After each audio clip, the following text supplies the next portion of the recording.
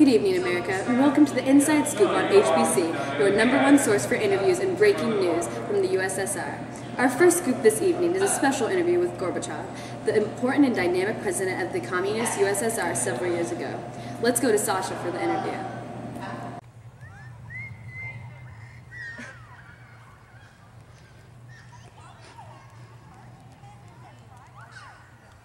Today we are honored to welcome the former leader of the Soviet Union at the same place where he met Reagan just a few years ago. After resigning from a short term, this man has created substantial changes to Russia and the former Soviet Union republics that helped shape their lives today. Please give a round of applause for Mikhail Gorbechav.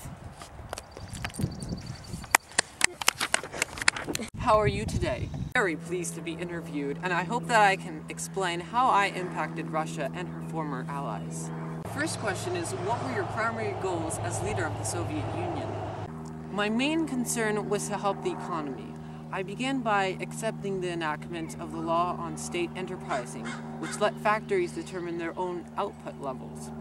The law on cooperatives, which followed, was more important. It led to private ownership, which at first was difficult for the people because of the high taxes and restrictions, but it allowed the country to be more open to foreign trade. What were some of your political reforms seen in the country? At the time that I took power, there was only one political party, the Communist Party. My goal was to give people more freedom, and I think the biggest desire I had was creating a system in which multiple candidates could run against each other, but still maintaining the one Communist Party. Then I created the Supreme Soviet, which was formed in order to spread the power among others. It even included elected representatives from other Soviet republics. Why did you accept the unification of Germany? Most of the Eastern countries were already falling, and I knew that the countries were accepting more democratic governments. After taking the Red Army out of Afghanistan, I knew that the Soviet Union could no longer support Eastern Germany. In 1990, you won the Nobel Peace Prize because of your efforts to disarm most of the nuclear weapons. Why were you open to negotiating with the United States President on such an important issue? My biggest ambition was to end the Cold War. I knew that the country's economy was beginning to fail, even when I passed new laws to help. I noticed that the Soviet Union spent large amounts of money into the military, and instead it seemed more productive to put money into creating newer technologies to improve life and create more consumer products.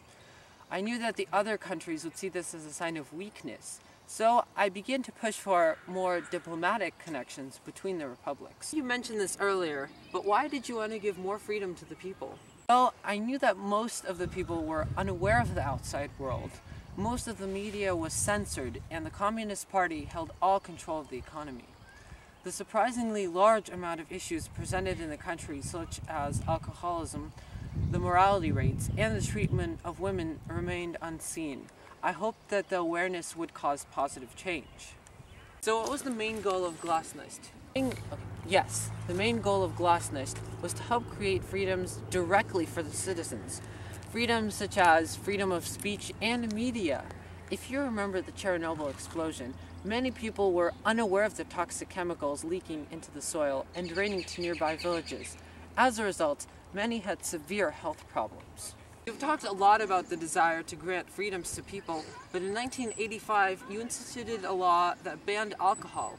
This led to a rise in prices of alcohol, and the economy suffered, instead supporting black market profits. And in addition, many historical wineries were destroyed.